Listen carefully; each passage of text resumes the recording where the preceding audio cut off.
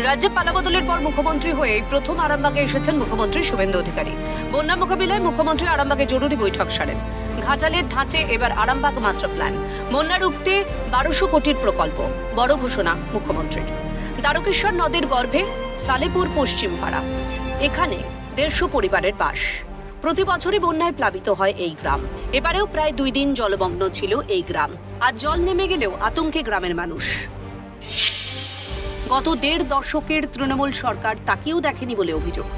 অনশন করেও ফল মেলেনি। এখানেও টাকা নিয়ে দুর্নীতি করেছে বিগত তৃণমূল সরকার বলে ক্ষুব্ধ এলাকাবাসী। এই সেই দ্বারকেশ্বর নদী, যে নদীর গর্ভে প্রায় 400 বছর ধরে একটি গ্রাম অবস্থান করছে।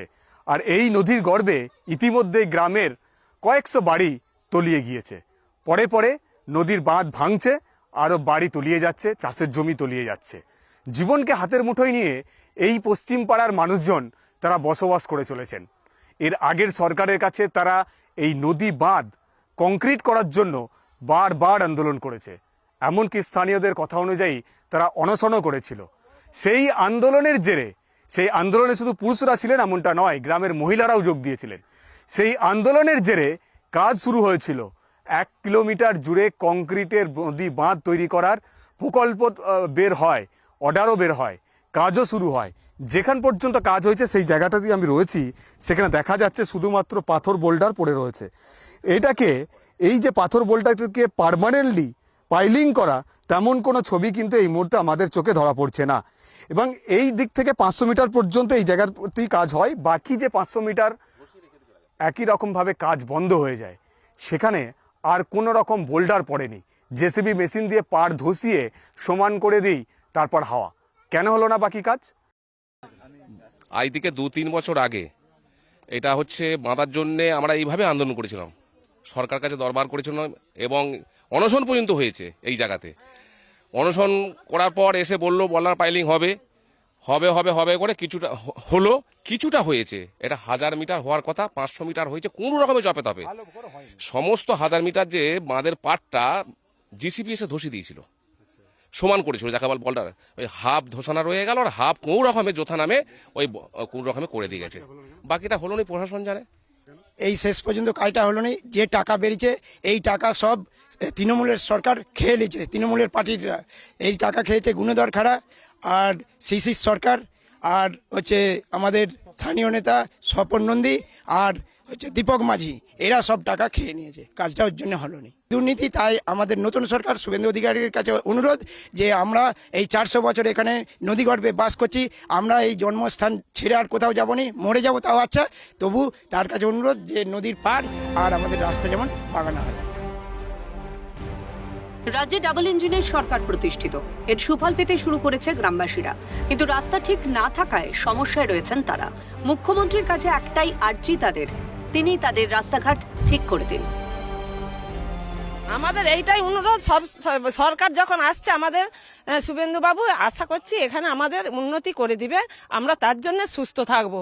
আমাদের রুগীপত্র কাকু রাস্তার জন্য নিয়ে যেতে পারছি নি, কারণ যোগাযোগ করতে পারছি না। আমার দিকে যে প্রধানমন্ত্রী এত সুযোগ দিয়েছে, হসপিটালে বলছে তোমরা যোগাযোগ করো, তোমাদের আয়ুষ্মান কাগজ এসে গেছে, কার্ড এসে গেছে, তাহলে আমরা যাবো কি করে? আমাদের রুগী তো ঘরে পড়ে রয়েছে, আমরা কিভাবে যাব? আমাদের রাস্তা নাই, আমাদের একটা বাড়ির ছেলে বাড়ি নাই, বাড়িতে নাই, তাহলে আমরা কিভাবে সেই জায়গায় যাব? আমার দিকে যে এত সুযোগ সুবিধা দিচ্ছে, আশা করছি যেন আমার দিকে এইটুকুই আমাদের করজোড়ে অনুরোধ, আশা করি আমার দিকে এই জায়গায় স্থিত করে দিবে বা ভালো বাগিয়ে দিবে। আমরা এই আশায় আমি মুখ্যমন্ত্রীর কাছে আমি অনুরোধ করছি। দীর্ঘ বছরের বঞ্চনা, নেই রাস্তা, নেই জল, নেই বিদ্যুৎ। নতুন সরকারের দৃষ্টি আকর্ষণ স্থানীয়দের, রাস্তাঘাট ঠিক করে দেওয়ার আর্জি মুখ্যমন্ত্রীর কাছে। বন্যা একবারে ছাদের লিবারে সাপ বাড়িতে ঢুকে যাচ্ছে, বাচ্চা নিয়ে একটু খাবারও কষ্ট, রাস্তাঘাট ভালো নয়, শরীর খারাপ হলে একটু যাবারও আই নাই, রাস্তাঘাট নাই তো শরীর খারাপ হলে পড়েই রয়েছি, তো যেতেই পারছি না। পিছনে নদী, সামনে নদী, মাঝখানে রয়েছি আমরা। আর রাস্তা আমাদের কিছুই করে না, আমাদের রাস্তাটাকে চোখ দিয়েই দেখে না। আচ্ছা, এখন নতুন সরকার নতুন সরকারের কাছে অনুরোধ করছে যেমনি আমাদের একটু রাস্তাঘাটগুলো ভালো করে দে। অসুবিধা বলতে এখান দিয়ে যাতায়াত তো একদম বন্ধ হয়ে যায়, যদি জল 2-3 দিন থেকে যায়, 2-3 দিন কেউ কোনো মানুষ এদিক থেকে ওদিকে যেতে পারে না, সবাইকে তার খাবার সমস্ত কিছু সংসার যাবতীয় জিনিসপত্র, জলটা পর্যন্ত আমাদেরকে বড় বড় ড্রামে ভরে রাখতে হয়, আমরা জলটা পর্যন্ত পাই না, কারেন্ট থাকে না, বন্যা চলে যাওয়ার পর রাস্তার অবস্থা এত পরিমাণ খারাপ হয়ে যায় সেখানে পায়ে হেঁটেও যাওয়া যায় না। হচ্ছে বাচ্চা কাচ্চাদের স্কুল যেতেও স্কুল বন্ধ হয়ে যায়, স্কুলে যাওয়া যায় না, এপাশ থেকে ও পাশে পরীক্ষা দেওয়া বন্ধ হয়ে যায়, ইলেকট্রিক থাকে না।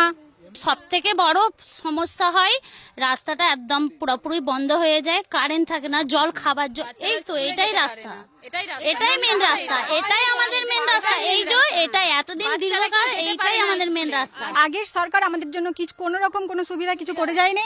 আমরা শুভেন্দু অধিকারী স্যার এবারে মুখ্যমন্ত্রী হয়েছেন, আমাদের তার কাছে করজোড়ে আবেদন যে তিনি যেন আমাদের এখানটা একটু দেখে রাখেন, আমাদের রাস্তাঘাট, ইলেকট্রিক, নদী।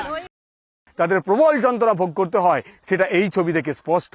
এই গ্রামের মানুষদের বক্তব্য, নতুন সরকার এসছে, বিজেপি সরকার প্রতিষ্ঠা পেয়েছে, মুখ্যমন্ত্রী হচ্ছেন শুভেন্দু অধিকারী, যিনি খবর পেয়েই এই গ্রাম পরিদর্শনের আসছেন, সেই মুখ্যমন্ত্রীর কাছে তাদের আবেদন যে এই গ্রাম বা যে গ্রামটির নদীগর্ভে অবস্থিত, সেই গ্রামের বন্যা প্রতিরোধ করার জন্য এমন একটি মাস্টার প্ল্যান তৈরি করা হোক। মুখ্যমন্ত্রীর উপরেই ভরসা আরামবাগবাসীর। মাস্টার প্ল্যানের ঘোষণা হতেই খুশি আরামবাগবাসী। সাধারণ মানুষ জানাচ্ছেন আরামবাগ মাস্টার প্ল্যানের ভাবনা খুবই ভালো, এটা চালু হলে খুবই সুবিধা হবে। অর্ধেক অংশ এইভাবেই খোলা কাদা মাটিতেই বাঁধ কিন্তু রয়ে গিয়েছে, যার ফলে সেই বাঁধ ক্রমশ ভাঙছে আর জল ঢুকছে গ্রামে। এইভাবেই প্লাবনের আরও আশঙ্কা রয়েছে। বিগত দুদিন এই গোটা গ্রাম তারা কিন্তু জলের তলায় ছিল। নতুন সরকারের কাছে তাদের দাবি নদী বাঁধ সম্পূর্ণরূপে কংক্রিট করা, পাশাপাশি এলাকার মানুষরা যাতে এইখানে থাকতে পারে ঠিকমতোভাবে, তার একটা মাস্টার প্ল্যান তৈরি করে বন্যা প্রতিরোধমূলক এই গ্রামকে তৈরি করে দেওয়া হোক। সেই মুখ্যমন্ত্রীর কাছেই তাদের পূর্ণ আস্থা যে তাদের জীবন নতুন করে ফিরে আসবে এই পশ্চিম পাড়ার মানুষের। এখন দেখার সেটা কতদিনে বাস্তবায়িত হয়। ক্যামেরায় নিখিল দাসের সঙ্গে মফিজুল ইসলাম, ক্যালকাটা নিউজ, আরামবাগ।